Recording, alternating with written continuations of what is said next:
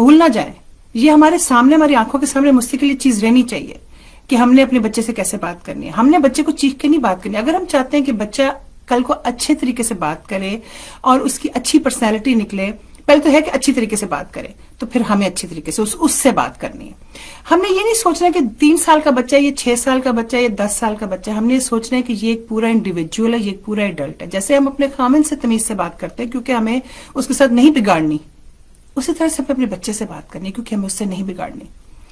ہمیں جس طرح ہم اپنے کسی باہر کے ملنے والے سے چاہتے ہیں بات کریں اور ہم چاہتے ہیں کہ اس پہ ہمارا اچھا امپریشن پڑے، اسی طرح سے ہمیں اپنے بچے سے بات کرنی ہے. اگر آپ کی نہیں بھی یہ پرسنالٹی ہے نا، تو بھی آپ کو یہ اپنی پرسنالٹی ڈیولپ کرنی ہے کہ آپ نے ایسے بات کرنی ہے.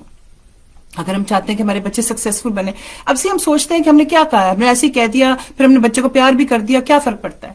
لیکن آپ کو پتا ہے کہ آپ کے بچے کی سیلف اسٹیم ہرٹ ہو گئی ہے، آپ کے بچے کی اپنی رسپیکٹ ختم ہو گئی ہے. اب وہ سمجھے گا کہ جب بھی کوئی اس کے ساتھ ایسے بات کرے گا تو it is fine because he deserves it. اس کے لیے اس کا کانفیڈنس کتنا ہرٹ ہو جاتا ہے. اور یہ بڑے ہو کے پتا چلتا ہے کہ آپ دیکھتے ہو جہاں پہ باپ بہت کنٹرولنگ ہوتے ہیں. مجھے ایک قصہ یاد آ رہا تھا، ایک کسی کا خیال آ رہا تھا کہ وہ باپ بہت ہی پرانی جنریشنز ہیں، پچھلی جنریشنز ہیں جب باپ ایسے ہوا کرتے تھے.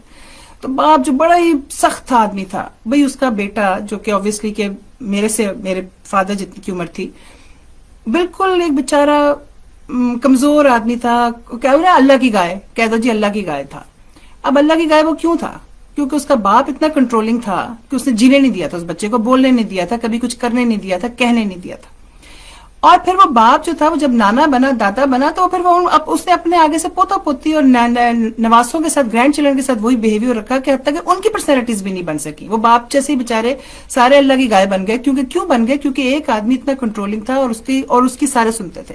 اب یہ تو پرانے زمانے کی باتیں ہیں، وہ گزر گئے، ان سب کی زندگیاں بھی گزر گئی. لیکن آج کی دنیا میں بچوں کی زندگیاں آگے پتہ نہیں کیا ہوں گی، آگے کی دنیا کیسی ہوگی. ہم یہ چیزیں نہیں کر سکتے. ہم اپنے بچوں کو کنٹرولنگ نہیں گزار سکتے، کنٹرولنگ نہیں بنا سکتے. مطلب ہم اتنے کنٹرولنگ نہیں ہو سکتے کہ ہم اپنے بچوں کی بالکل پرسنالٹیز کو زیرو کر دیں.